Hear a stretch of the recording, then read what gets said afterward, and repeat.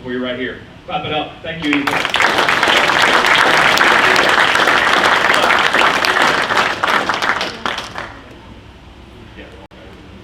Hi, I'm Carrie Hi, from Carrie. Jonesboro, Arkansas, and I just wanted to ask, why are you the only one wearing a suit? See? See? He's the only one with flat? No. Yeah. I used to be one of the YouTube guys, and soon will be again. We'll talk about maybe later. Maybe. We have time. But I'm now the chair of Sonoran Desert Institute, so I have to run the booth and go to meetings, and I have to be in a suit when I do that. Does that mean everyone sits on you? Yes, that's exactly that. And he oils his beard. Yeah. He does. The real reason is actually because underneath the suit is just fur. It's really gross. The laugh is real. Tell anybody that, I'll let it out. He wears a sweater. The secret's out now. No, I am working on a new show that's going to come out next month. It's going to be kind of like the Tonight Show meets Saturday Night Live for guns, and it's going to be called Projectile Dysfunction. So, Well, I think you just got 200 subscribers really quick.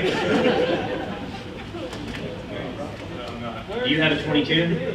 Uh, 9mm? yes, I have Alright. a 22. Alright, here and you the go. nine- It's an ammo. I have plenty of 9mm. She got plenty of time. Nobody can find 22 though. Step your game up. Here's some velocitors and some stangers. There you go.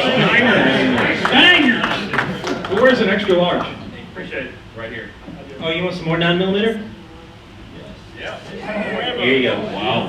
And it has red bullets. Thanks again to Federal. That's really incredible for them to help us out. All right, let's move it on. Clap it up. Thank you so much. Let's keep it rolling, brother. Well, I'm Wyatt, and I got a question for Eric. What is your favorite torture test that you've done? Well, you know, earlier we mentioned the vapor meltdown. I mean, that was very, very impressive to me. And in terms of torture tests, as a torture test video stands, we're not talking a meltdown, but an actual torture test. I have to say that little Sky pistol held up really well. I mean, we were dipping that thing in peanut butter and Crisco and doing. I mean, we threw it off of a roof and ran it over with a truck and all kind of stuff. And I mean, I have to say the little pistol held up fine. It was, you know, for the money, it's a great gun for what it is. I mean, That's interesting. Good question. Why don't you come up and grab something, brother? Thank you. What do you got there, Eric? That's from Stealth Gear USA. That's one of their new flashlights and the carrier for it.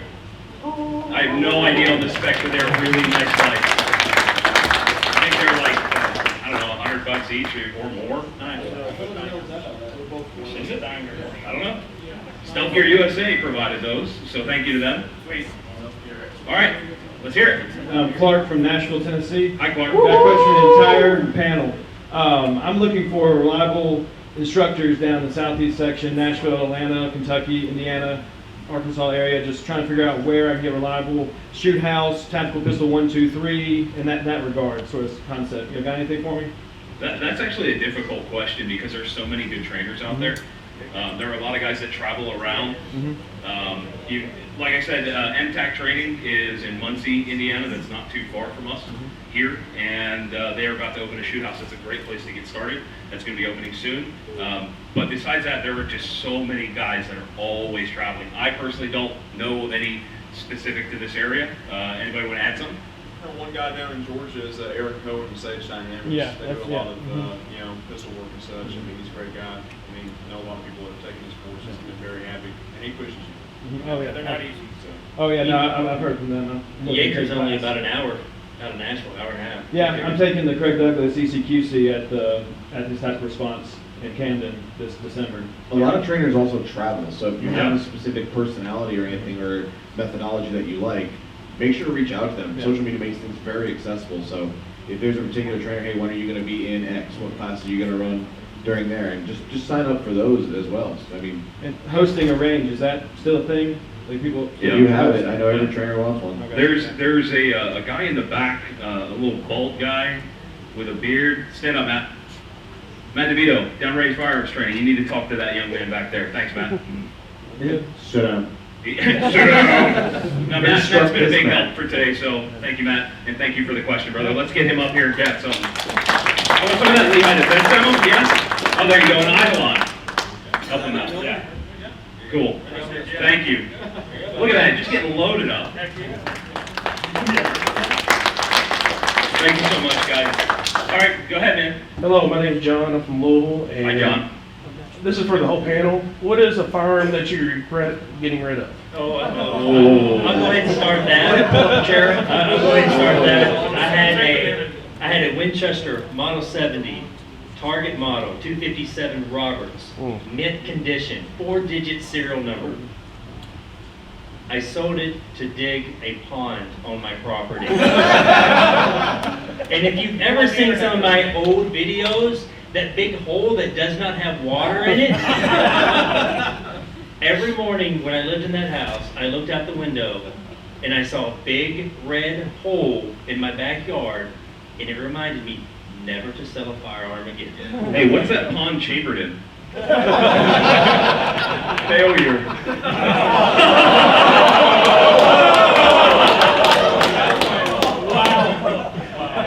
Well played. Anybody else?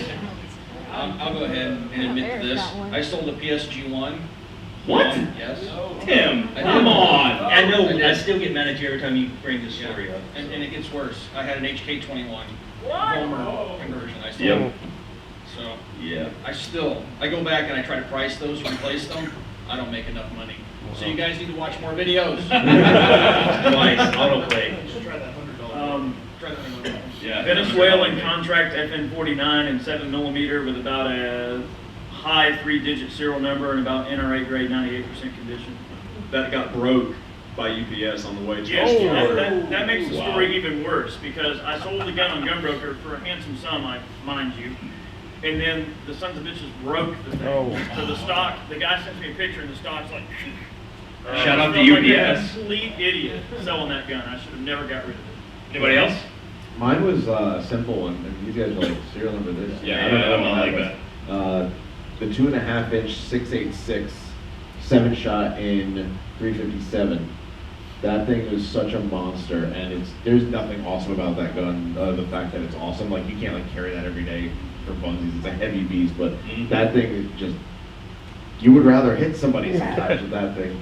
One of my buddies bought it, I sold to one of his guys. You know why I sold it? Because somebody convinced me that it was a good idea. If a gun sits in your safe for more than a year and you haven't fired it, that you don't need it anymore. You should make some money on it. And you should slap that person.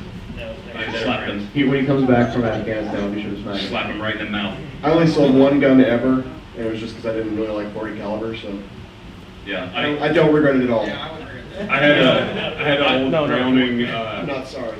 Belgian-made A5 16 gauge that sold recently. this? No, actually it's a 20 gauge. Was it a 20 gauge? It's a 20 gauge, It's a 20 and it's gauge. still in my safe. I sold a Gen 1 Glock 17. You know, I don't really regret it. It's like, sure, I can live without it, but it was a cool gun, and I would like to still have one. It's And simple. they actually became a collectible. Yeah. I sold it for $600. Yeah. That's not bad. I could have got 12 out of it, Yeah. but whatever. I kind of miss $600. I kind of miss my Desert Eagle. I used to have a. I'm so happy you said that. I bought a 357 Desert Eagle back in the day for like I don't know, like $1,080. Something stupid. That's ridiculous. So, funny story, I was having some issues with my Desert Eagle. I know that's a shot. And I talked to Chad, and now my Desert Eagle is infamous for throwing rings of fire downrange, thanks to Chad. Oh yeah, that thing's awesome. Yeah, I had shot that. The moral Yeah, of the story is don't sell any guns. That's true. Come up front, man. Let's get you something. How about a holster from Raven Concealment Systems? I got you half a flashlight. Eglon 17.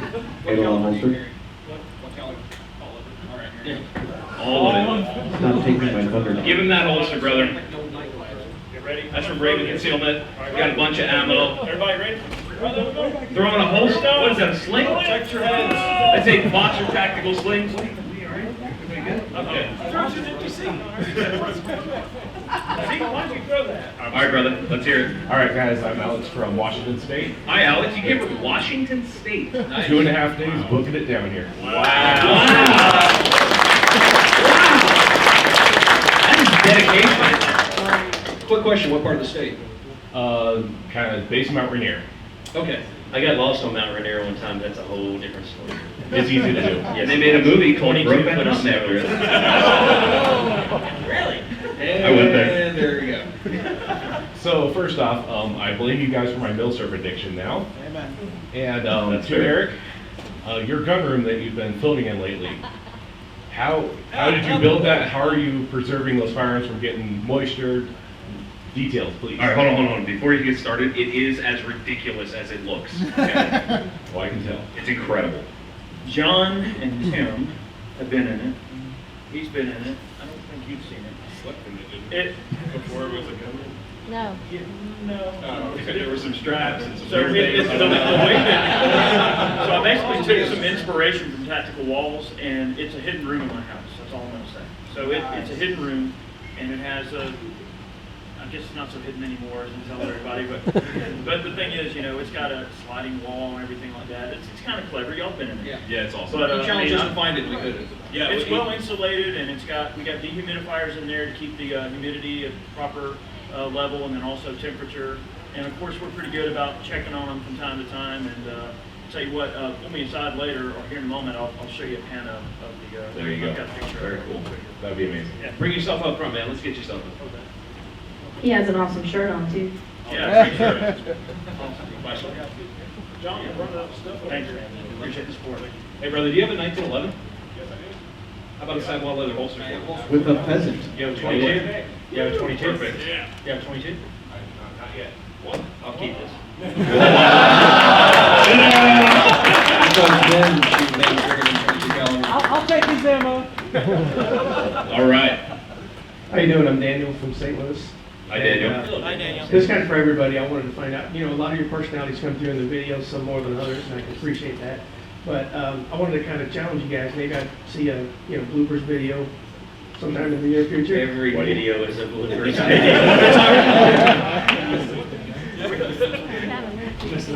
We have lots of bloopers, but they are certainly rated R. Oh my lord. I swear, if you saw a cut of my show, it's me missing a line and then just cursing.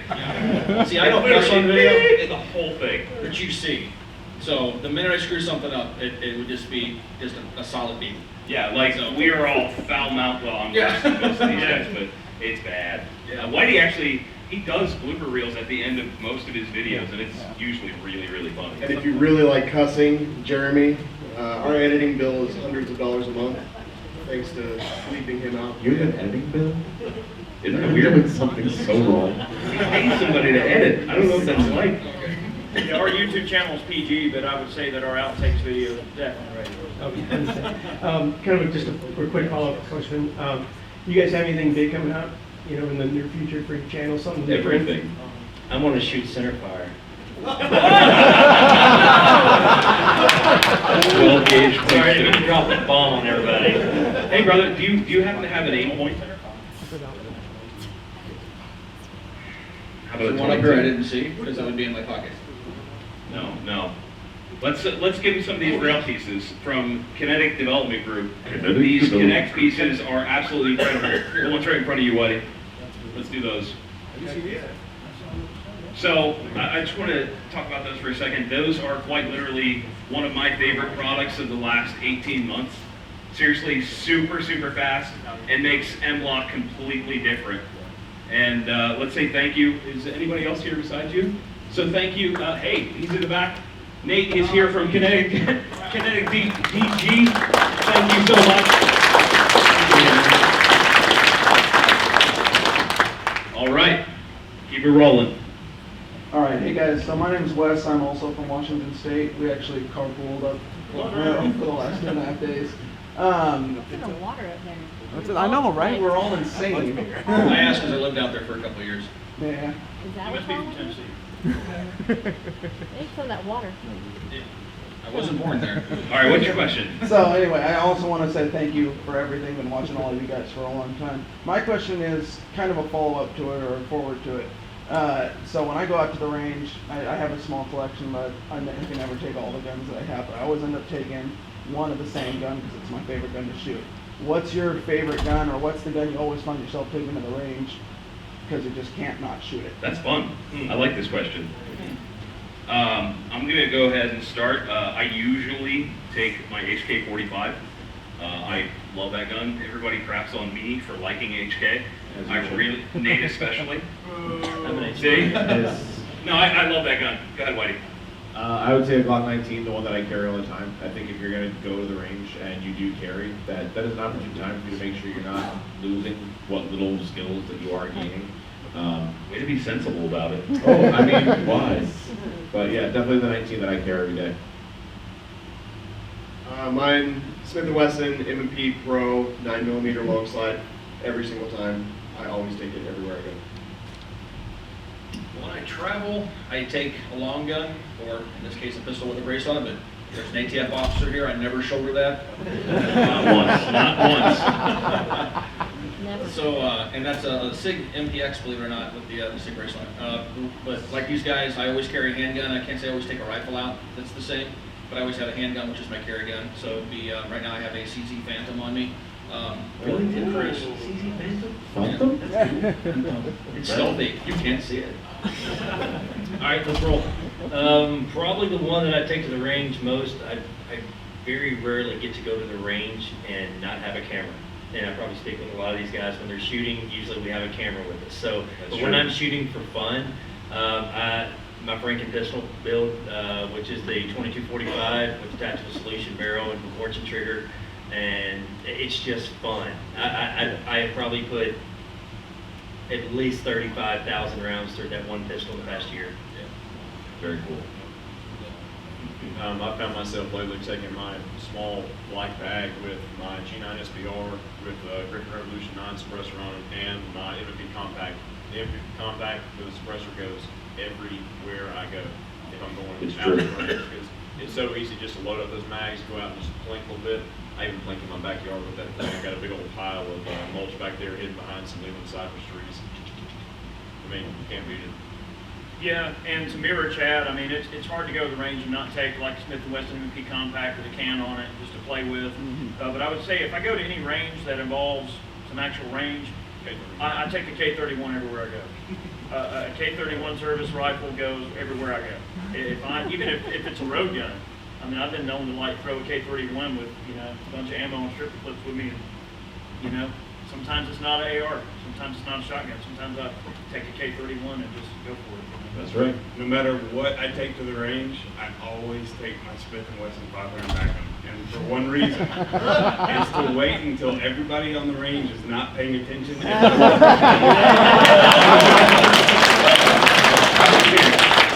got something for you, brother. We got another flag from Jordan Cove Company. That's all right. Well, here's some ammo to take home if you shoot it. Thank you so much. Let's say thank you. Clap it up, guys. All right.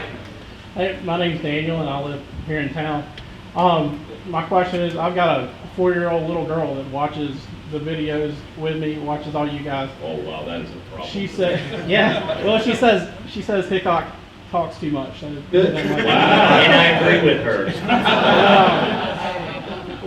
Some of you that have the smaller children, what are some things that you would invest in or you have invested in that I can make it more fun for her, and as she gets a little bit older, start to get her involved? Great question. Great question. A suppressor. Yeah, I was going to say that. I have a 4-year-old and a 7-year-old, and the suppressor is a game changer for the enjoyment they get. It's less loud than a BB gun in most cases, and they just have so much fun, and you only need iPro at that point if you use subsonics. I really like the Ruger 2245 with this little stumpy barrel. Standard velocity 22s are subsonic, and just put a little can on it, and you don't have to go buy special ammunition, and they're just quiet and fun, and the kids love it. Even the wife that doesn't shoot that much really enjoys shooting it. Yeah, I have a 10-year-old and a 7-year-old, both girls, and they suppressor, just like they said. I got a little Salentino Sparrow, and my 10-year-old has been shooting since she was 5. She gets playing cards consistently, free-handed, open sights with like a little cricket rifle, 10 feet, consistently at 5, no support or anything.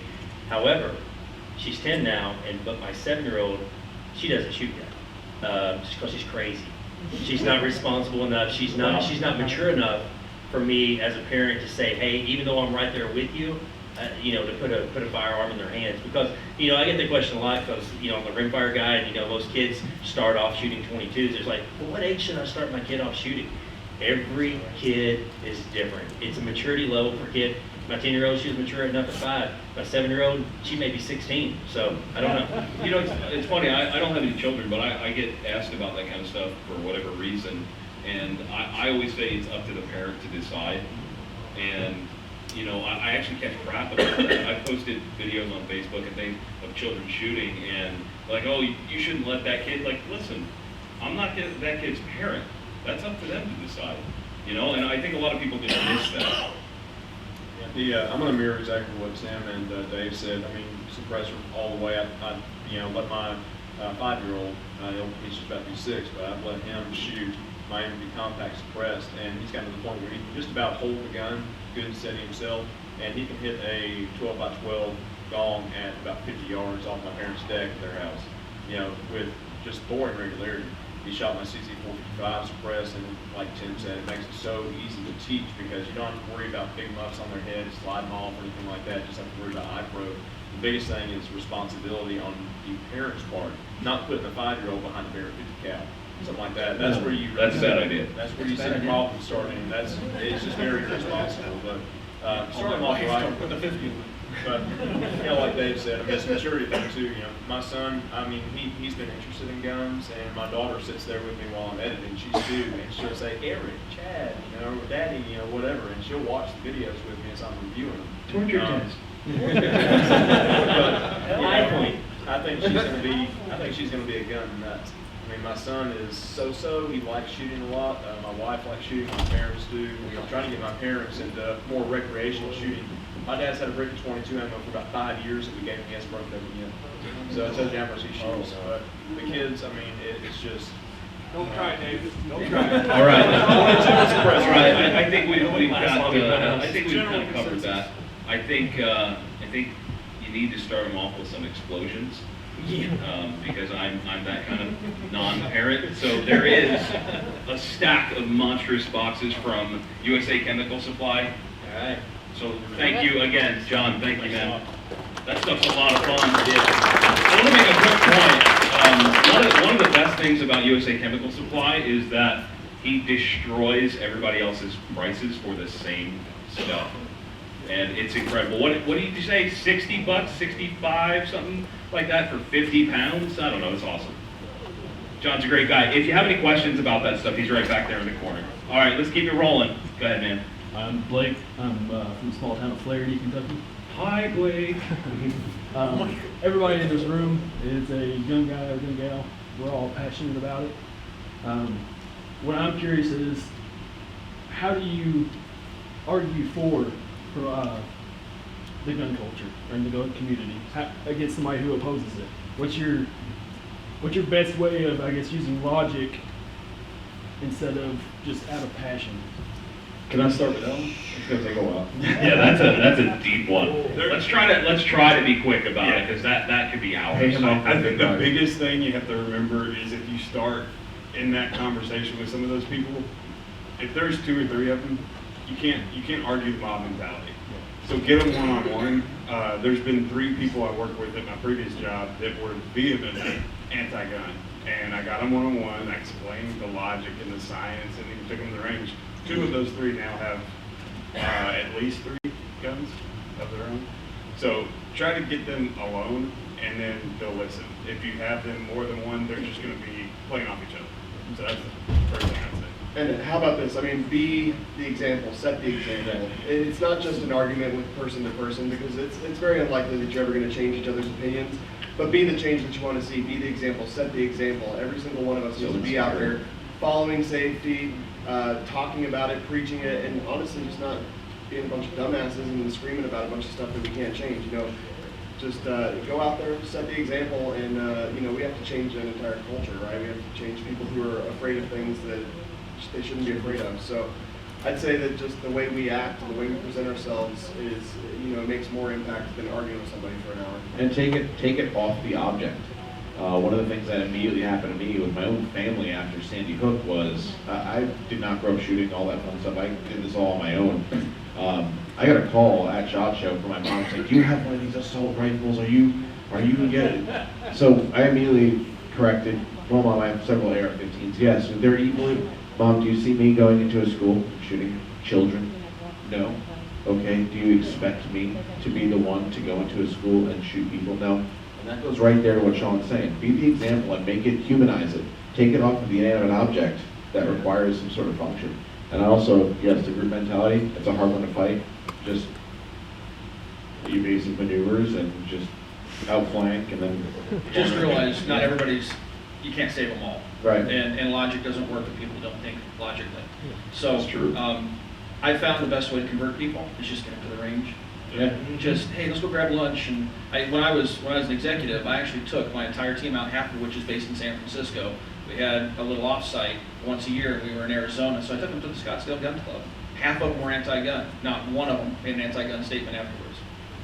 I risked my job doing it, but I believe that strongly.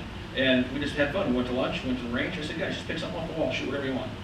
And got them proper instruction. They shot. They had an absolute great time. I never heard another peep out of them about anything about me liking firearms. So. Avoid nitpicking as well. Don't get to the magazine clip debate, yada yada. Just inform how it operates. Don't, because once you get hung up on one of those little details, that's when things start getting all tripped up. And just generalization until they're ready to take that step, and then start bringing them into the fold. That kind of thing. I think one of the most important things that people in general get latched onto is their emotions. Human beings are an emotional creature, and it is very, very important to explain to people that that's not where you make decisions. You can't do that. And if we can take everything that we have and just explain to them through their own emotional responses what the reality actually is, would be a good thing. John hit the nail on the head. That's exactly what I was going to say. Fighting emotions with logic never works. So. Very quickly, I think the biggest thing also is understanding that there's two different perspectives at stake. And even us as a pro-gun YouTube channel, we get a lot of calls. Well, when I used to be at Moss on a regular basis, we got a lot of calls where people would say, hey, I just want to let you know I'm anti-gun, but I can appreciate your perspective in gun rights and that you don't throw anti-gun people under the bus because they're anti-gun.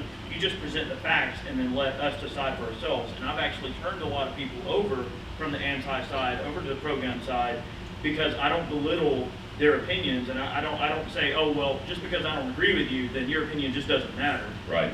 You have to understand that people are going to have their opinions, but I think with a little bit of just simple logic and just simple thinking and putting the facts out there, that's the way that we present things in our videos, and I think it makes a big impact. Because we're Americans and we make our own choices. Because America. Hashtag America. Bring yourself up front, young man. Hey, do you have an aim point? Tim, an AR-15. Help them out. Now you have the charging handle for Falcor Defense, Mach 15 charging handle. Thank you so much to Falcor. Clap, guys. Thank you so much. Let's try this one more time. How's everybody doing? That's right.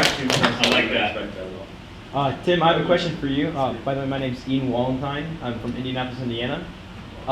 So recently I've been getting myself pretty well versed on like Ops Corps, let's see, Team Wendy, their X-Build, and now like the M-Tech Flux series of helmets.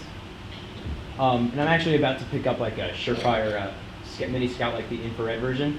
But I know you do a lot of work with night vision when you're hog hunting. In terms of like different types of night vision from like different brands and different price ranges, what do you look for when you're looking for like the best night vision for this job or that job? Ooh, that's a good one. So there's differences in night vision, right? So like thermal isn't really night vision. Thermal is just vision enhancement, right? And night vision truly allows you to see at night. It doesn't work in the daytime. The thing that really changed my mind most about night vision, I was playing around with third-gen tubes, and you're used to the green and black. Yeah. One day I had the opportunity to play with what's called a white phosphor tube. Armacite produces it. Right. I cannot, words just don't do it justice. Even trying to put a GoPro up to it doesn't do it justice. You have to look through those tubes. Literally with traditional third generation night vision, when you look around, you scan, you look for things, you really can't see details you won't see something until it really moves. So if you're looking for pigs, unless they're moving around, you're not really going to see them, especially if they're in a busy area where there's a lot of stuff clouding your vision. The white phosphor really changes things. It gives you enough contrast where you can see animals just standing. And then a step up from that, in terms of hunting, you just simply cannot beat thermal. And the thermal's really coming down in price. I did a video talking about the Armacite Predators. That's the first, I believe, of its kind where you're under $3,000 and you have a very usable thermal sight for hunting. And then what I would recommend with your bump helmet, Team Winnie's a good way to go. Set it up so if you're right-handed, you're right-eye dominant. I'm using the MTech Plus. Okay. Wow. Ooh, man. Thanks. Okay. Just set it up. My way I run it is I run the night vision. I'm right-eye dominant, right-handed. Run my night vision on my left eye, and thermal on my weapon on my right-hand side. So that I can bring the weapon up if I need to, or if I have time to flip up the night vision. I'm just scanning and shooting. Eric and Chad, do you have any opinion on that? Real quick, we were on a recent hog hunt out in Texas with Jay and Rick Lesser, the owners of the Sharp Rocket Company, and Jay had a really neat story about using the thermal. He had just a bigger unit that he was using to scan an area with, and there was a deer bedded down under this cedar tree, and it was maybe a couple hundred yards away, and he could not see it with binoculars. They were blasting the area, and he was just completely invisible. But with the thermal, you have that ability to see those animals and see what's going on out there. It's just incredible. And, I mirror Tim's opinion on the Ghost, which is white phosphor Gen 3 from Armacite there. It's just an incredible unit. I actually use it to film some of our night vision stuff on the Sony camera that we use. If you saw like the recent CZ Scorpion video, if you look at like the last 10 minutes of the video, it's all with that white phosphor tube. It looks incredible. Have you seen one yet? The white phosphors? No. I looked at them at the TMVC booth, but I hadn't seen one in person or actually been able to be behind one. Go to the Armacite booth. Yeah, go to the Armacite booth. Will do. Yeah, well, the thing I'll say about thermal very quickly is that it's an awesome technology and it's a game changer. And for a long time, the military used to say, "Oh, we own the night." Yeah, they own it, but now more and more of us borrow it. So, Hey, Ian, it's pretty dang. do you like blowing things up? Yes, I do. Come get a case of the Combo Pack Binary X from USA Chemical Supply. I'm sure you guys have seen this before from last year. Oh, yeah. I have full sight. That's cool. That's sweet. Yeah, I know. I really Thanks, man. Why do you keep giving kids binary? Listen, this is how America does things. We let the children make mistakes. So unfortunately, one of our panelists has to jump out of here. Is there anything you want to say before you roll, brother? Just thank you. Thank you. It's been enjoyable. Good questions. And I'm going to start shooting more center fire. Thank you so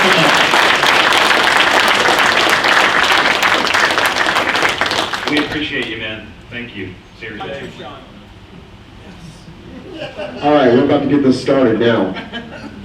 Yeah. All right. Okay. Wait at least I get out of the room.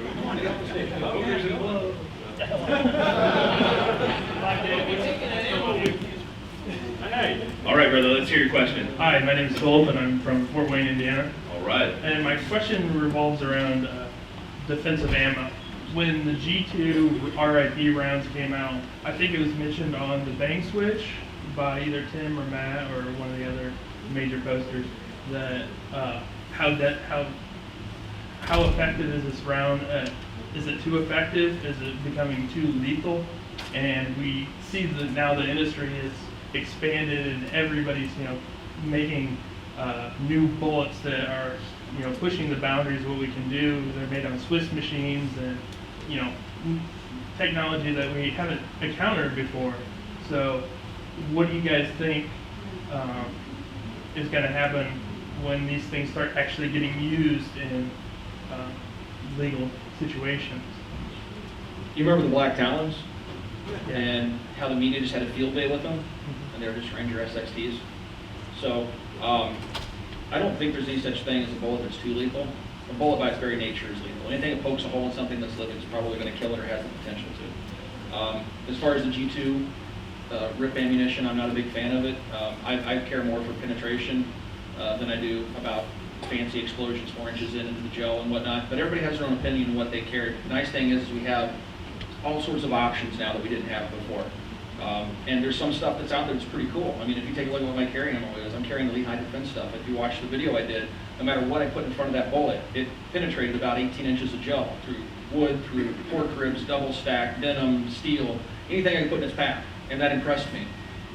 But everybody has their own requirements, what they want out of a round. So I don't know if we actually start to see. I mean, I remember the reports, the media reports of doctors claiming their fingertips were cut by the black talons and all this crazy stuff when they were doing surgery. I mean, it's just complete hogwash. And we may see that again. Fortunately, we haven't. But the media, you can't predict what they're going to do. There may become, that time may come where, high-profile self-defense case gets picked up by the media because they use something like the G2 RIP ammo or. All we can hope is that they call it hogwash. Yeah, hogwash. Here's the thing: is a prosecutor, their job is to convict, and doesn't matter what you use, doesn't matter. They're gonna try to use it against you in a court of law. Yep. And have a good lawyer. Well, but keep in mind, in terms of criminal offenses, I mean, I'm not a lawyer, but if you get into a shooting, it's either a good shoot or a bad shoot. It's circumstance driven. The round you use can't really be used against you, and I never say never, but criminal court is where you might find yourself, not criminal court, I'm sorry, civil court, thank you, where you might find yourself liable, where they can say that you're bloodthirsty and you're carrying a particularly lethal bullet, and, whatever. But typically, I don't worry so much about what round I use, although, if you want to play it safe, just use whatever your local law enforcement's using. But did you die? Speaking of that, come up front and grab a couple boxes of the Lehigh Defense. Yeah, here, come here, try this stuff. Do you have a Glock 19? Hey, real quick, are you a member of the U.S. Law Shield? Perfect. And a holster. Hey man, you a member of U.S. Law Shield? You need to be. They'll help you with that. There's a lot of really good ones. Yeah, CCWC and all that stuff. Second call defense. Oh, yes. Yeah, the thing is, I want my gun to be deadly. Yeah. I mean, why would you? If somebody's punching the clock and they're going to try to win the Darwin Award for that day, do they not deserve a good killing? Who cares? And this is why we love if it's your life or theirs, I want the most evil, powerful ammo I can possibly get a hold of. At that point, who cares? It's your life or theirs. Why not choose a round that suits your needs and not worry about it? Who cares at that point? All right. All right, let's roll. Hi, I'm Nathan from Indianapolis. And Tim, your penetration videos were great, by the way.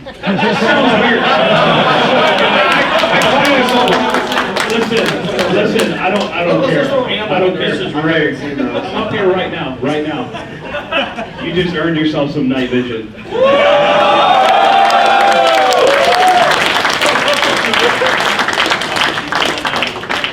That's the Vega from Arma site. They were kind enough to make that happen. Wow. Wow. All right, that's the kind of comedy we like. Yeah. Can you, don't worry, Okay, hold all that stuff. Tim, penetration videos. Tim makes the best. Thank you so much, man. All right, let's hear your actual question. If any of you had to pick one cartridge to go into battle with, what would it be? Ooh. Rifle or handgun, or do you not care? Rifle. Okay, because 50 BMG. I don't want a rifle. The cartridge itself, the round. Yeah. You know what's funny, man? Is I'm just a ball type of guy in a rifle. I want reliability, velocity. So M193 ball, the M855 not so much, simply because it's less accurate. So M193 ball or 77 grade OTM. I know it's not very fancy, but it works. It works. Right. Anybody else? Let's roll. I'm right there with Tim. Okay. Anybody? Cartridge or caliber? Cartridge. I'm with Tim, full metal jacket. I want the extra killy ones. How about some 175 grain 308 match in the Scar Heavy? that can deal with the Tell problem. the Scar something else. Yeah, sure is. Since he's not here, I'll just say Stangers. That's good. That's good. Thank you so much, Ben. Thank you. Thank you. I'm Logan. I'm from Cleveland, Tennessee. Hi, Logan. Sweet. And somebody kind of took my first question, and my second question was for 22 Cleaster, but I'll kind of change the first one. Do you guys have any plans or even just ideas for content for people that aren't gun nuts, that you just kind of want to lure them in and this is what we love kind of stuff? Well, the show I was talking about earlier, the projectile dysfunction, it's going to be a very, very pro-gun show, and the majority of it will be pro-gun. But if we come up with sketches that aren't gun-related, we're going to do those too. It's going to be myself, Early Mandrell's daughter. We're in Nashville, close to you. She does stand-up comedy, and then Hickok 45's son, John. And then it's going to be a bunch of other comedians that are in the Nashville area. A lot of these guys are going to get spoofed. But not cool, bro. Not cool. But if Can't there's anybody hurt an attorney? Yeah. But if there's That's no non-gun, question. if there's non-gun stuff that we come up with, we're going to do it because we want to try to get everybody involved with it. So. Yeah, and we're starting to run really low on time, but I know every single one of these guys is trying to do content like that at every turn. You know, if we can talk about something that may bring somebody over to the right side of freedom and choice, then we'll do that. I'm all about you guys. I don't care what people who don't like guns really have to say. There you go. Let's see, what do we got left up here on stage, guys? Stealth gear flashlight. You know what? No. Who in this room has an aim point? Because you seriously want A this. T1. Okay. Oh, wow. All right. It's a tough choice. My man, come up here. So these are awesome. These are from Kinetic Development Group. This will actually get tighter the more you shoot, so it's going to be an awesome return to zero. That's what she said. Wow. That's also from KDG. They're awesome stuff, and you're really going to like them. Yeah, that's fun stuff. Yeah. Yeah, that's cool stuff. That's really good stuff, man. Yep, it is. True Legos. All right. Let's keep it rolling. I'm John Keller from Carrollton, Georgia. Started a company about 3 years ago, and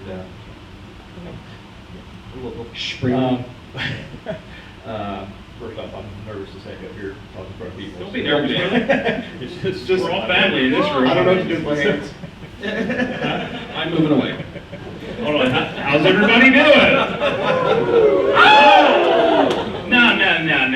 One more time. How's everybody doing? There it is. You feel better? A little better. All right. Okay. So my first year was real slow. Second year picked up really good. This last year, it's done a lot better. I think the one missing piece I have are videos. I've had a couple of people tell me that, and I've got one video that I did a couple years ago, and I had one guy that does a lot of homestead videos that saw it. He said I did really good, but it was a straight through, video. Didn't edit anything out, and I did some editing, putting pictures and stuff in there. But my question is, do you guys use cue cards? Do you do storyboards? Anything to pre-set up your videos? No. What are some tips trying to do videos? Nothing really. If you go back and watch some of my early videos, they're horrible. You kind of find your pace. Like, the camera makes you nervous because you think you're talking to a group of people and you're just talking to a lens. You just kind of have to get used to being in front of a camera.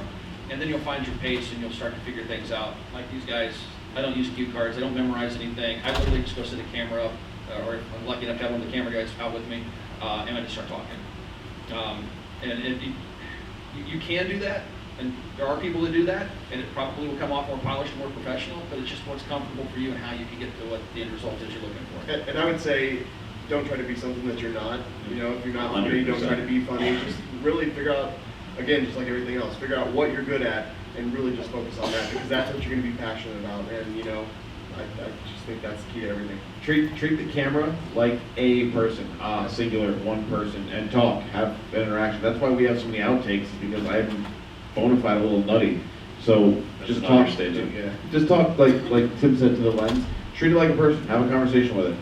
You can look in the reflection of my lenses whenever you see like our videos. There's nothing there but tripods. I'm all by myself, looking like a balloon.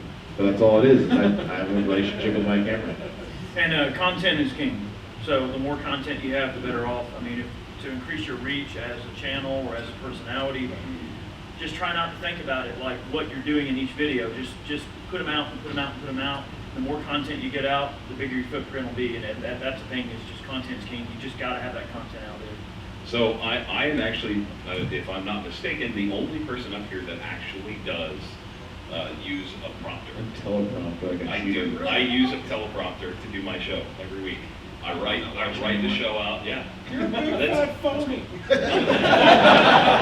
I'm like Obama or something. What? Oh.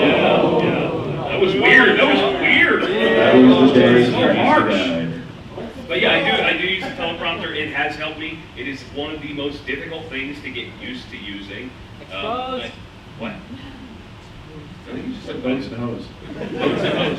But yeah, I mean, the off the cuff is a lot more genuine, and that tends to come through in these videos.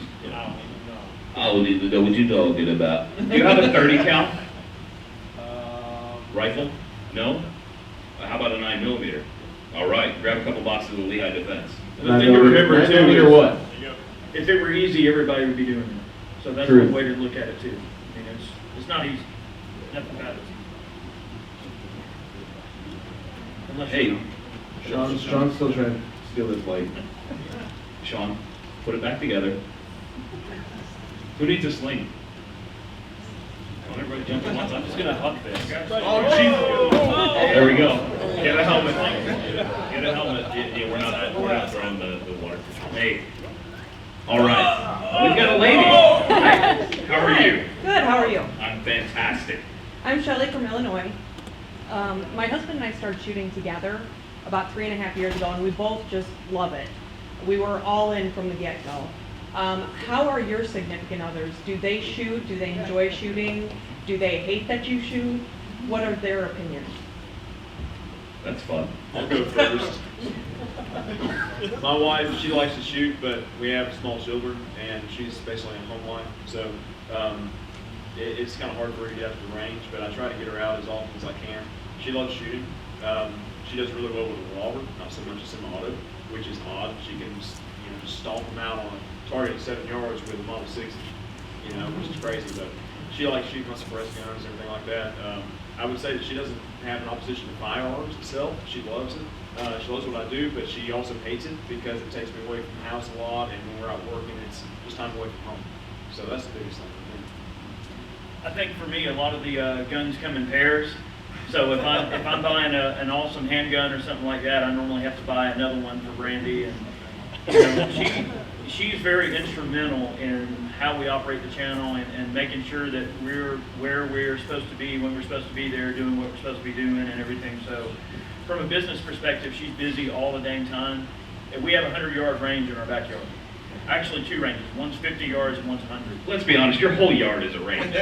Like everywhere is a range. You've been to my house. Yeah. Yeah, and so has Tim. But, it's easy to just step out back and pop a few rounds.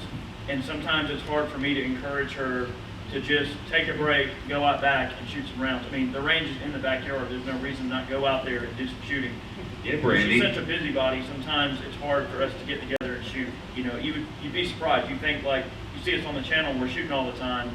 But sometimes it's hard to just break away and spend a few hours and shoot just recreationally. That's true. So it's hard sometimes. Anybody else want to add? Yeah, doing what we do, we end up with just so much stuff everywhere all the time. So my wife How about isn't hats and necessarily t-shirts? anti-gun, she's just anti all the crap that I bring into our house. I know about that one. Yeah. I come home with another t-shirt when we get killed. Yeah. Oh, yeah. T-shirts, yes. Yeah. But my wife is very supportive, and she doesn't get to shoot as much as she'd like to, but we try to do family night. We'll go hang out with friends. Our gun shop has an indoor range, and when the shop closes, we'll go up there with friends, we'll shoot, and we'll go out and have dinner. But we don't do that as much as we'd like to. My wife, she loves to shoot as well. The only downfall is now that she shoots with me, I don't get to pull the whole excuse of, well, we've had that gun for a long time. I just haven't noticed it yet. Tactical walls. Whitey? Mrs. Whitey is, she wants to be involved. I think she actually likes the guys and the trainers that I bring around more than anything. One, they look better than me, but also it's a personality thing. She likes all the guys and gals that she with her. She always wants to learn. She's a teammate, is what I would say. She's a partner, and she wants to be there, but she knows that I'm doing what I'm doing, and she's covering her end. And every chance we get, you've seen her, I think, the past couple videos, Mrs. Whitey has come to play, and she's being very well received, so I may take a back seat for a bit and just have her shoot guns from now on. So we'll see. But sweethearts, all of you that support us, schmucks like us, we love you. We may not know how to show it all the time, but we love it. So the best thing that you can possibly do with your significant other is blow some things up. Grab some binary X.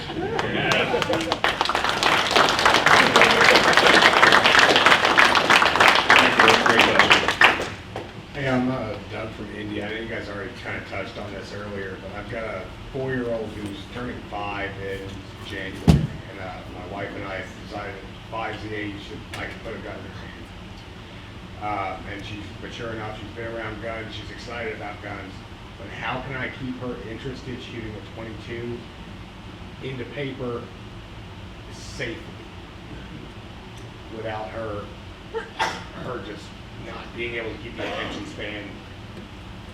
Don't shoot paper. Shoot something that's fun, like a piece of steel, or even, I mean, you can put a suppressor on there and find like clays or like a little piece of steel. Something that's reactive is going to be more well received by a young person. Something that moves or pops or makes a noise, much better than just a bunch of paper. Clays are great. She's 4, she likes to break shit, so. Makes a noise or makes some type of a noise, and they get that reward from the noise or seeing it come apart. Something that's visual is going to do really well with the young. I mean, the There's same 22 things. cents in binary. That's a good call. There are the same things that you enjoy shooting, they enjoy tenfold. So if you like shooting steel, they're gonna love it. Beer And- bottles, tin cans. And I'm sure they like blowing stuff up, so come up and get yourself some binary. You're like the binary explosive Oprah. No, that's John. That's for the children. That's for the children. You get some binary, and you get some binary. Binary for everyone. It's 22 sensitive up here, right, John? Yeah, it's a combo pack. There's some high velocity and some 22 sensitive. Amazing. Yeah, it's incredible. All right, let's hear it, brother. Hi, Dave from Northwest Indiana.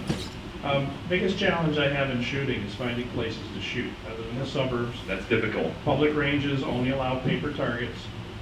You guys all have ranges so you can blow shit up, shoot steel. What's the best way to go about finding places to shoot where you can shoot something besides paper at a public range? So there's a website by the NSSF called Where to Shoot. I'm not sure what the address is, but there is a huge list of outdoor ranges and I mean just gun ranges in general. That's a good place to start and just call around. You guys have anything to add to that? Don't they have an app too? Yeah, They might, I'm not sure. I have that app on my phone. Yeah, But again, most of those are places where you can only shoot paper and there's a range safety officer. It's tough, man. I mean, we've all looked for years to find the places that we shoot at a lot, Well, you know? I'll tell you what, get involved with the community, like hang out at the gun store for a little while, go to Friends of That's NRA great, events, yeah. things like that, because you're gonna meet people who have ranges and things like that, and the more people you meet, it's really a good way, and in fact, that's how I've gotten all the places that we have to blow stuff up. Well, I've been stalking Tim for 3 years and he never invites me. He comes in. Oh, well. You know, a really good way to do it also is to find a bunch of friends, like get 5 or 6 of your buddies together, get a hunting lease. Yeah, that's a good call. Find some land somewhere, a hunting lease you can get for a reasonable amount of money, everybody pitch in. Or if you got 10 of your buddies that love to shoot and y'all have a very similar mindset, just go in together and buy some land. Buy 10 or 12 acres somewhere in the middle of nowhere and just push up some dirt and shoot. Can you operate a camera? Actually, I know a guy that has a bunch of land. Can you run a camera and push buttons? Come to events like this and meet people that live right by them. Okay. I There you go. Wow. We've got a work connection. Thank you. What are you carrying these days? A shield. Perfect.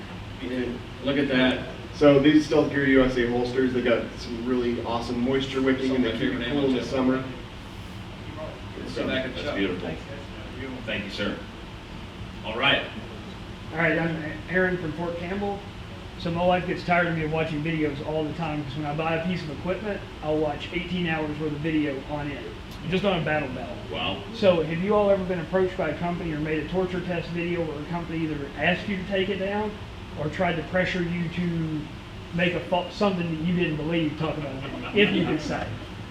I love questions like this. Well, I think I mentioned that in the recent Block 43 video, you know, and that was something that I felt, and we both felt that it was kind of pertinent to get out there. You know, big companies can't push us around because we create our own content. We're our own producers. We're our own editors. We own it. No one owns that content except us. So we have the complete right to it. And for a company to not be happy with the video, when we spent our hard-earned money producing it, it's kind of a punch in the face. And it goes to show you kind of like the big box mentality, I guess, of some of these bigger companies. I mean, Glock specifically wants to pull that video down because, I had my thumb on the slide release gripping the Glock 43 the first time I fired the gun, and the slide didn't launch the rear. So that number one didn't meet their mantra of perfection. And then we had a hollow point round just jam on the feed round. So Eric just taps it and boom, we're back to business, no big deal, just like anybody else would do. Right. And it's just crazy, I mean, we were stressing about it. It was like, man, do we pull this thing down, or do we leave it up, or what do we do? I mean, we never had that happen. It's a very difficult situation. What I ended up telling Block is I basically said, look, if I pull this video, I'm going to be a big asshole. Because everybody's going to go, well, why'd you pull the video? And why would I cave into that pressure? I mean, I love their products. They're a great company. They're a good bunch of people, and I love what they do. I don't want to harm anybody, but I also don't want to throw away, the amount of, respect that I have from the people that watch my videos. We have integrity. I have to protect my integrity, honor my commitments. I mean, once that video is out there, it's your property, it's y'all's. It's there for y'all to consume. It's not, I made it, and I posted it on YouTube for y'all to watch, but ultimately, once it's out on the internet, it belongs to the internet. It's there. It's permanent. It's a mark that can't be undone. Once it's on the internet, it's forever. I'll tell you what, a lot of the companies that embrace new media and things like that, they don't really get upset about that. We've had some not complimentary things to say. I mean, we weren't bashing them or anything, but just stuff didn't work, stuff breaks. And they're usually in the YouTube comments with everyone else, hey, we want to get that fixed, this is what happened, blah, blah, blah. And I mean, we see that a lot, especially with the companies that have really embraced new media. Yeah, and that's a company that actually gives a damn. Yeah, absolutely. That's absolutely. why I almost watch your videos for that stuff. Unlike the magazine, that's why here's one down. Look at the R51. Called a magazine. Pretty good. It was a gun of the year. So if you couldn't hear him, he was referencing the R51 debacle and magazines being awful. I think Klingster touched on it earlier. I couldn't see down there at the end of the table if I haven't chat. But sometimes if it's just a crap product and we're working behind the scenes to say, hey, this went wrong, that went wrong, and you're trying to, if it's just something, we don't really benefit, and neither do you guys, unfortunately, about putting out just something that's 100% hateful and negative. It doesn't make any of us look any better, and we can't do more for you by just sitting there and just pumping negative. Those channels have always been short-lived. What we can do is we can try and work with people, and I think the fact that all these guys, we develop those relationships and we can help make something better, when you start seeing more reviews of something, that's when you know that people have worked behind the scenes to help make that better. That's right. The ones that you see videos where it's a bash video and you only see like one or two and then you don't see a lot of review videos, you can kind of make an assessment based on the pool there as to where that product may have went. I've actually had companies, when I've said some negative things about them, they've called me and said thank you or given me more insight into why it is the way it is. I usually don't change my opinion. I had an ammunition company that I just crapped all over call me and try to explain themselves, and I said thank you, I appreciate that. At least you're watching and you're paying attention. At least you're paying attention, because there are so many companies that just don't. No, some people have a problem, some people don't. Like me, if it doesn't work, I just say it doesn't work. And I've upset plenty of companies, Ruger, SIG, Keltec, Robinson, HK. HK. Well, see, but you had the same experience that everybody in our shop had. And I handed it, in the video I posted, I showed my big hands, it hurt me. I showed my cameraman, who has medium-sized hands, and he had his girlfriend out that day. We had her shoot it, and she had an impression on her knuckle. But there are people that shoot it that don't have a problem with it. Hickok did his video, and he said it fit his hands fine, but Big John couldn't. It's banging on his knuckle.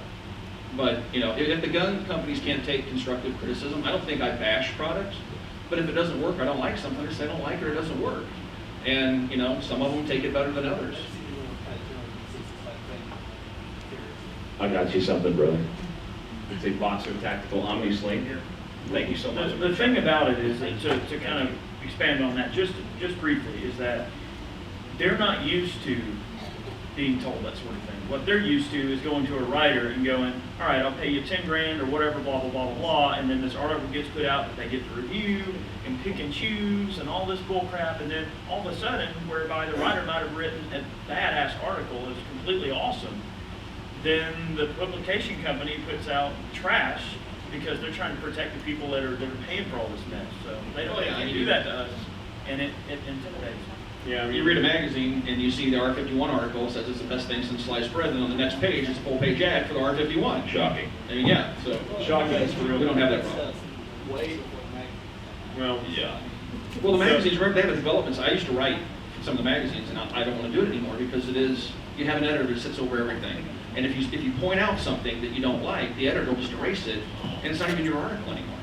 yeah, I mean, once the writer releases it, it's out of his control. He's paid for it, and it's in the editor's hands, and he can do with They rewrite it whatever, many times. Yeah, whatever with what they wish. And a lot of times, big companies that pay a lot of advertising to these publications will come to it and say, hey, I don't like this, I don't like that. We might pull our advertising if you don't change this. And it's not like a little bit of money, it's tens of thousands of And dollars. they don't care about you. All they care about is their relationship with that company. And the money. All right, let's roll. Go ahead. Hi, I'm Melinda from Louisville, and one of the things I would love to do is to start a podcast that's geared toward women shooters. Do it. So my question for all of you guys is, what are the basics I need to get started, and what tips do you have for me?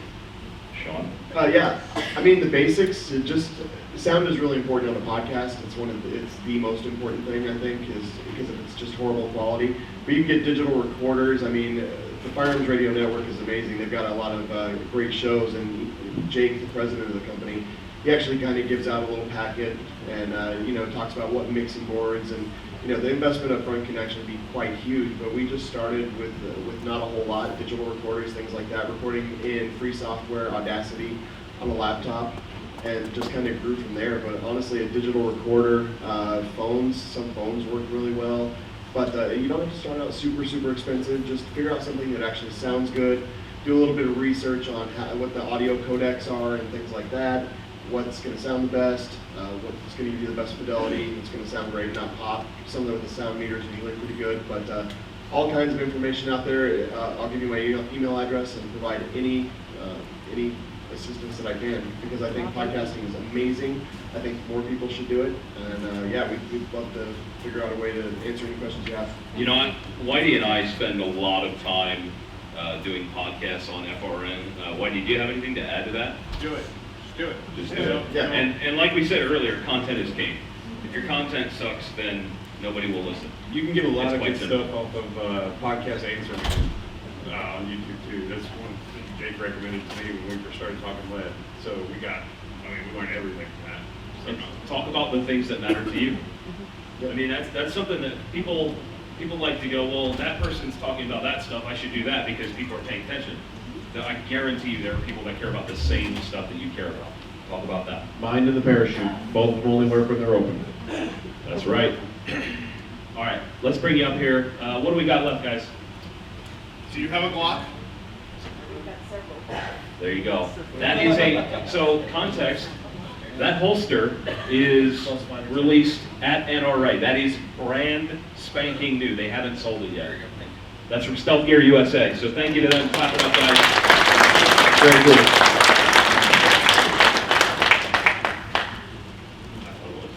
My name is Dan from Westchester, Ohio. Hi, Dan. Hi, Dan. Hi, Dad. David Ives. One handful. Let's get that joke. Yep. He explained it to me earlier. I'm in now. It's cool. Watch more We Like Shooting. Or listen, whatever you want. Yeah. We all have our guns. We're all Barney Badass at the range. Yep. But Totally. alongside of that, run parallel. What other training do you do? Unarmed, force on force, On wrestling. medical. Get TGC certified. Yeah. What other training outside of firearms that runs parallel with that personal defense, ever-ready mindset? That's a great question. Medical. Absolutely, yeah, medical. If you're not medically Well, and trained. how far? I mean, As far as you feel is necessary, I can't make the decision for you. You know what I mean? Like, I've trained. I took I'm not asking one what you class. recommend, what you guys actually do. Yeah, I mean, yeah, we've all medical. done the Eagle Scouts CPR. We all know that. Sunday NGL tubes, things like You know, that. we all think we can make a tourniquet out of a belt. But, you know, realistically, Find a what good do you guys medical class actually and take do? that. Do you guys Yes. do CrossFit, bro? I mean, what Well, that what was, do you do? that was one thing I was gonna say. Does it look like Sean does CrossFit? One of the, I know, that's why I'm asking. one of You the guys first know things what I a salad learned is? when I was talking to, who was it? Oh, Rob Pincus, one of the guys that he works with back there, the other bald guy. I mean, anyways, is I was really out of shape when I did a little mini training with him, and we were getting up off the ground, and he didn't get in my face, he didn't yell at me, but he said, if you can't even get off the ground without sucking wind, how do you expect someone bust through your door?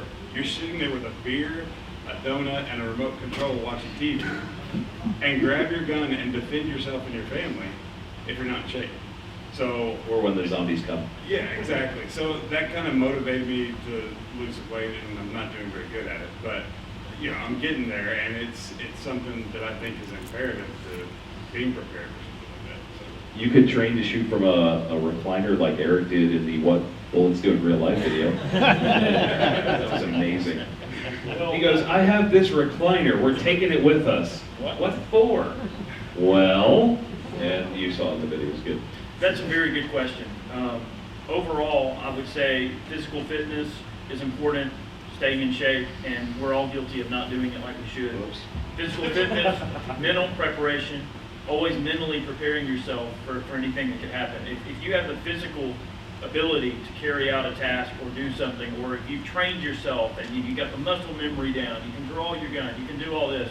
If you haven't mentally prepared yourself for when the first shot needs to be fired, then you haven't done any training. I mean, probably 90% of combat is mental. It's physical, but let's face it, when we go take a gun class or something, we're preparing for a potential fight for our life. And you have to appreciate it for that. I mean, I do weird things like we ride around on the Polaris and shoot from the Polaris on the move. With night vision. With night vision. How many times have you shot from a moving vehicle? There you go. I mean, but how many people in this room have probably shot from a moving vehicle at night and understood the challenges involved in that? I mean, it's getting your gun to swing around right, and I mean, it's not easy. So driving, you know, like we drive in blackout all the time. Sometimes we'll just take the Polaris over the farm, throw on the bump helmet, turn off all the lights, and just practice driving in blackout. There's little, you know, tiny And not tasks everybody like can that. do that, but you just do whatever you can, Yeah. the best you can. I mean, whatever threat you're expecting or whatever you expect to have to do, just prepare for that and everything that involves it. Land navigation. I mean, there's a lot of people down and you read a damn compass. Fill your weekends with experiences. But you know? my iPhone, There's experiences in life that will help you as a firearms person. I mean, I've learned things just going out and doing stupid things like going fishing, and you'll learn things that you can apply to other areas of your life that can all kind of culminate to that one big experience. And that's what it's all about. that's a good question, man. Hey, do you have a 30 caliber rifle? Giving one away? No, I am not that lucky. You don't have one? All right, how about an AR-15? Let's help you out with a Falcor Defense Mach 15 charging handle. Thank you, Dan. Appreciate the question, brother. It was a good one. Yeah. All right, guys, hey, listen, we're starting to run low on time, so we're going to try and speed this up best we can. Now? Yeah. I want to make sure that we have time to hang out with you guys and get pictures and all that kind of cool stuff. I'm Kyle from Jonesboro, Arkansas, and Speaking of the mic, sorry, Kyle from Jonesboro, Arkansas. closer. Now it's awesome. Like this. Cal, I am touching the microphone. Yeah, you have to get really close. For Eric and Chad. There you go. I noticed a few years ago with the thing that happened with FPS Russia and some of his guys that were helping him out in his production team, whatever bad stuff happened there, and he got started taking care of a lot of the stuff, and his production quality got better. But I've noticed that he doesn't quite put out as much material as he used to.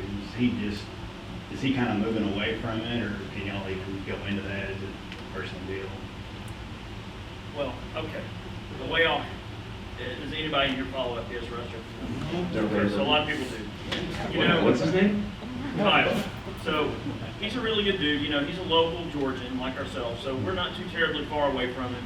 And when Keith passed away, we agreed to, you know, help him out with some of the production things and all.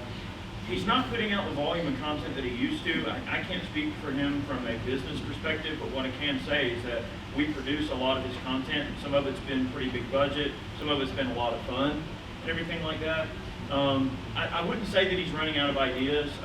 I hope that if he hears this, he's not going to be mad or anything, but he's working on, you know how a lot of his older videos, he had like explosions and all kind of random stuff, so there's actually a new age of FPS Russia videos on the horizon that are going to involve some straight up carnage that I don't want to give away any ideas, but let's just say that he's going to start blowing things up royally again. There's some legalities, That's the best kind some of legalities he had to explosions. attend to that now are being addressed, and we'll be able to get back and blow Let's things just up. say it's better than binary. Oh, good. Oh, Driving speaking of tanks and blowing stuff things again. up, how about you come up here and get some binary X? Thanks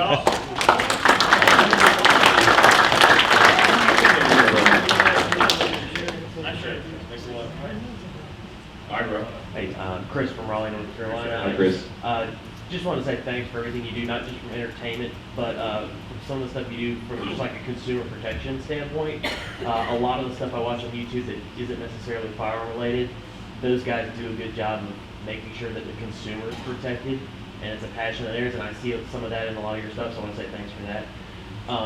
My question was, when you got started, did you have any kind of a concrete idea of like what your format was going to be, like recurring segments, or is it just kind of throw it against the wall and see what sticks? They pretty much just throw it against the wall and see what sticks. Yeah, I agree. And we test different ideas here and there. I mean, we did like the We'll Shoot Your Stuff episodes for a while, but then the ATF started kind of coming down real heavy on YouTube channels using binary for commercial use and all. So those kind of went to the wayside and all, but yeah, we've experimented a lot with different filming formats. I've tried different cameras and different techniques and whatnot, cut scenes and all that kind of stuff. And I think we've kind of come to a niche now where what you see is probably the way it's going to be. You know, so you kind of find your niche. And we went into this. I mean, I had a hobby in photography, and I just started filming. I mean, I've got a degree in IT and art. You know, I never went to school for video production, but it's just something you kind of grow and learn and you figure out as you go. And I think that's the best way to learn. You know, and what you see now is, I mean, And it's also about keeping the human experience as genuine as possible. I mean, I'm the same way off camera as I am on camera. I'm no different. If I were to start talking about a gun right now, it'd be just like turning on a video. So it's about keeping that experience as genuine as possible for us. Like, we want to be the same people. We're not any different on camera than we are off, so that's very important to us as well. And that's worked well for us, so we definitely aren't going to change that. Anybody else? Yeah, I think everyone, it's throw it up and see what sticks, find that passion, figure out what you're really passionate about.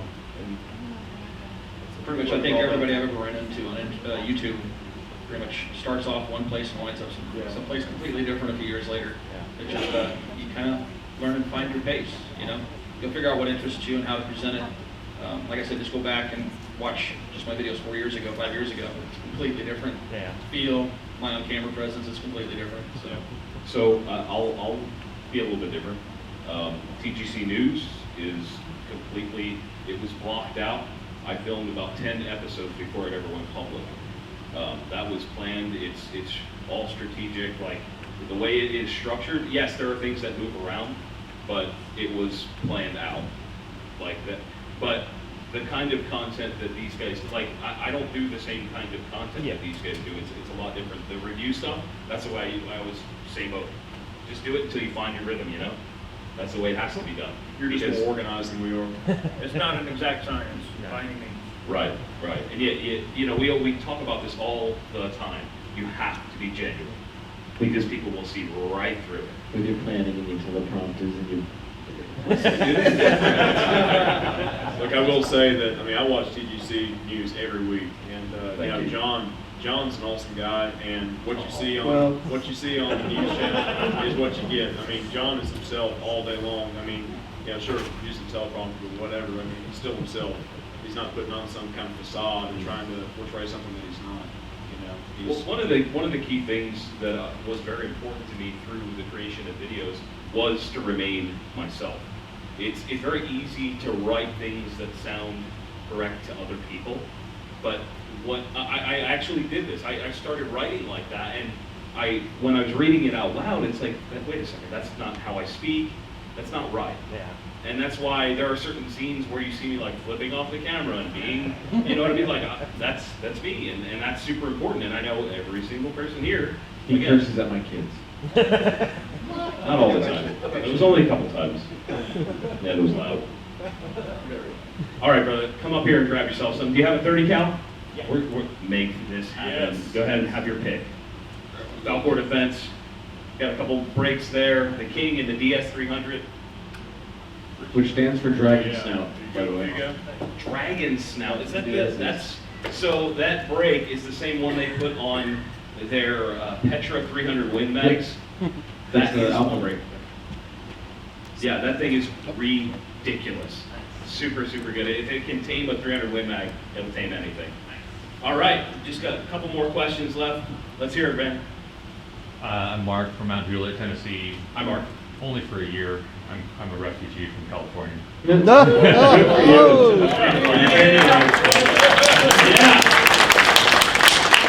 As such, you know, there's not as much fun things in California.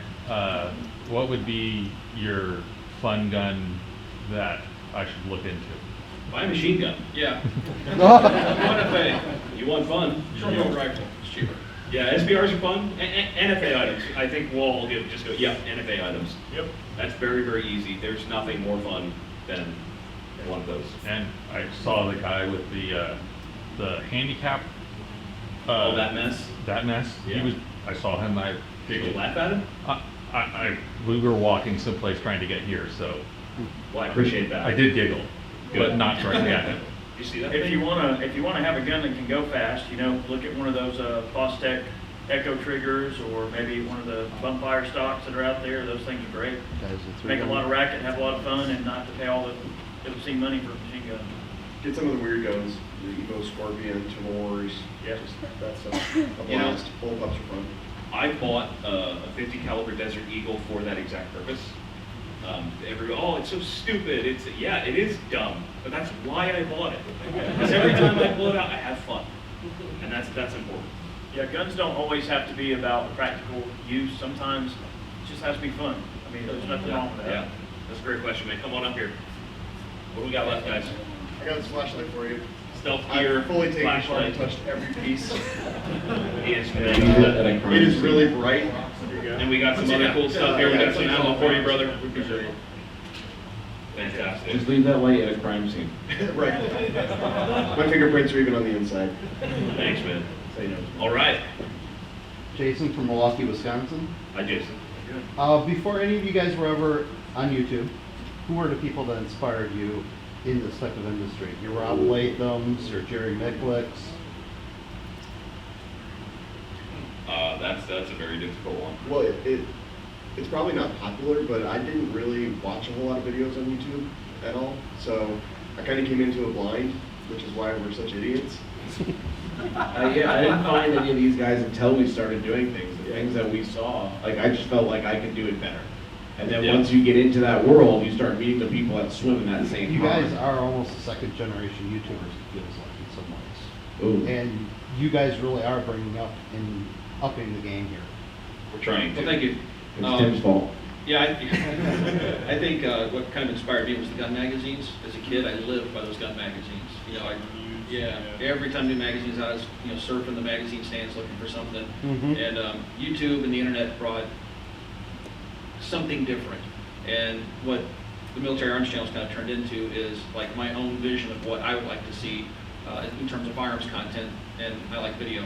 So, yeah, I mean, I can't think of anybody. I watch a whole lot of YouTube. That's kind of funny. That's we all say the same things like, yeah. man, I know you didn't watch my video, but we always. Not even so I much. don't even know who these people are. Not even so much even. How did I YouTube. get here? Not even YouTube. Is there someone else that has inspired you to get into this gun industry and do this? Firearms got me into the industry. I mean, my passion, love for firearms really kind of drove everything to this point, just because I had all these darn guns I'd accumulated, and I thought, well, I might as well share them with folks, outside of mailing them out, let people shoot them. The next best thing is just do some videos, So So this is gonna sound a little weird. I watched nothing fancy videos. Oh. Yeah, growing all you want. That's one of the things that I saw, and I was Did you like, make it all the way to the end of one? No. God, no. Oh my God, that's awful. No, see, I can't sit and watch that guy at all anymore.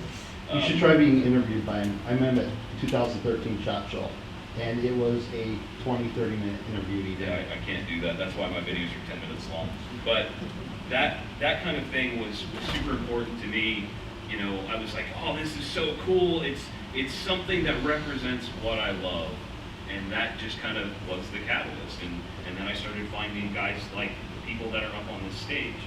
I mean, Whitey and I went back, like we became friends very, very early into our YouTube thing. And He was bigger than where you are still now. Yeah, no, but you know, that's just, you start expanding from there, you meet new people, and you just keep creating things and trying to do. And then find your voice. You know, I heard a statement that I think rings really true with all of us, and it's try to put yourself out of business. And what that means is that you try to outdo yourself every time you do a video. And I think we all do that. Anybody else? Well, all right, I'll keep this kind of brief. I knew Barry about 10 years before we ever filmed the first YouTube video together. So Barry's gone now, unfortunately, but I have to say that he was one of my biggest influences as a young person growing up. You know, Barry made me a gun nut.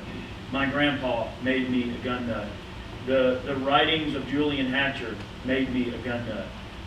You know, Fast and Fancy Revolver work, Ed McGivern, you know, his works, everything from Jerry Michelik, everything from Elmer Keith is one of my personal heroes.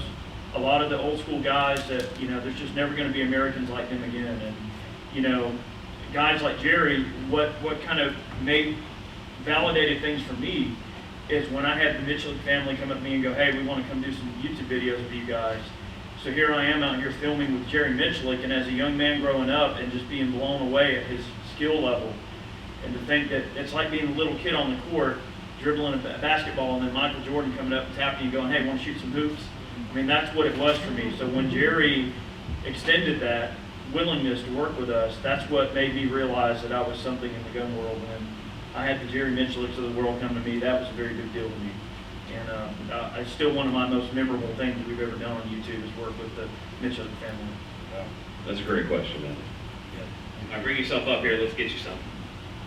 I got you the sticker. And a bust. Walk on down the line, the good stuff's down there. There you go, stealth Thank you. flashlight. Cards as well. Dig it. Much appreciated. Thank you, thank you. I appreciate this whole thing is just appreciated. I have one here. We appreciate you, brother. All right, guys. The last question. Last question of the day. Sir. Hello, I'm Daryl from Richmond, Kentucky. Hi, Daryl. Hi. Old guys like myself like to carry revolvers. I just want to know, do any of you guys carry one on a regular basis? I used to carry a J-frame Model 60 quite often, but I've since switched to just a single stack auto loader. Most of the time I carry the Glock 43, depends on where I'm going. I may carry a Glock 19, but I've switched over to a auto loader. I carry one as a backup. Jeremy from We Like Shooting carries revolvers all the time. Now, I yeah. will say if I'm going in the woods or something like that, I'll carry like a Smith & Wesson 686 Plus and a Diamond D bandolier holster, you know, some extra ammo, or like a 629 or something along those lines. Now that's, you know, some special case, special circumstances, going out in the woods or something like that. But yeah, I wouldn't mind carrying one, but my collection of wheel guns is all big stuff. You know, I don't own any small stuff, and I don't know why. Yeah, 500s, 357s, you know, 6-inch barrel type stuff. Like that's more what I like out of wheel guns. I think they're totally valid if that's what you train with and you like.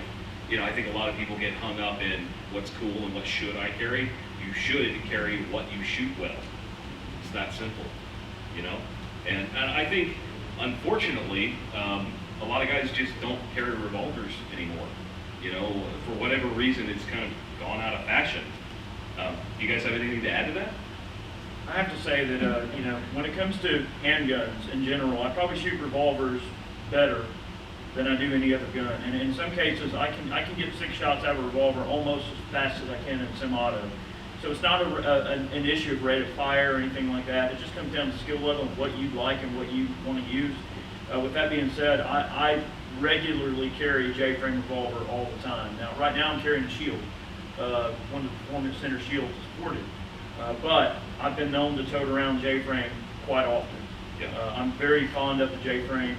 And I mean, like when Jerry was down, we were, you know, taking shots with him upside down with our pinkies at like 250 yards. I mean, there's just not many guns that will deliver the goods like a J-frame Smith & Wesson revolver is just excellent. It's just hard to beat. And I like the fact that there's nothing that can jam up or go wrong. I can shoot from inside my coat, and that gun's going to work no matter what. There's nothing to get pinched or anything like that. It's very reliable, and I like that in the carry piece. And one of the other things too is concealability. I mean, you know, J-frame is nice and thin, but it comes down to concealability. I mean, I want to be able to take something away and not cramp and not have to worry about it. So typically I'll carry the slim auto loaders more than anything else. But the J-frame does stay in my wife's car all the time. So she does have that on tap. You know, this is kind of like a backup. She usually keeps Glock 19 under the seat or something along those lines. Yeah, in terms of shooting pleasure, I mean, I'd probably go out and on a good week, if things are going well and I got time, I've got a heavy barrel Model 10, and I take that thing out and I ring at least about 100 rounds out of it a week just to get out and stay on top of my revolver skills. And a lot of it's rapid fire stuff, and then some of it's just single action things. I'll do silly stuff like shoot upside down 100 yards or just, you know, just have fun with revolvers, you know. That's a great question. Thank you, sir. Why don't you bring yourself up here, and we got a couple more things to give away. And guys, I want to say thank you to the great companies that were able to donate some things for us today. I'm going to read them off because I can't remember them all this easily. Kinetic Development Group, clap it up, guys.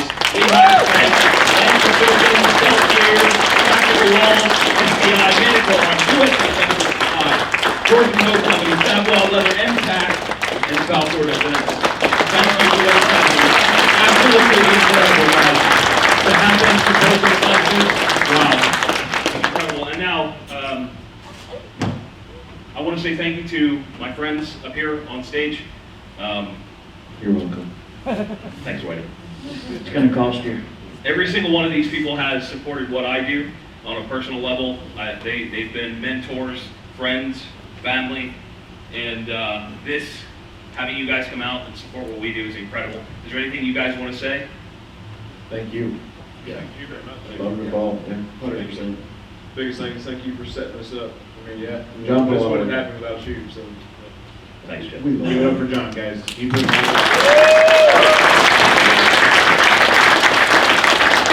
Now, we're going to have some time. If these guys can stick around, I'm not sure. It's a very, very jam-packed weekend for everybody. We're going to try to hang out, do pictures, and last but not least, give a huge round of applause for every single one of yourselves. I love every single one of you. Thank you all for participating. It's been an incredible day. We'll see you guys next year.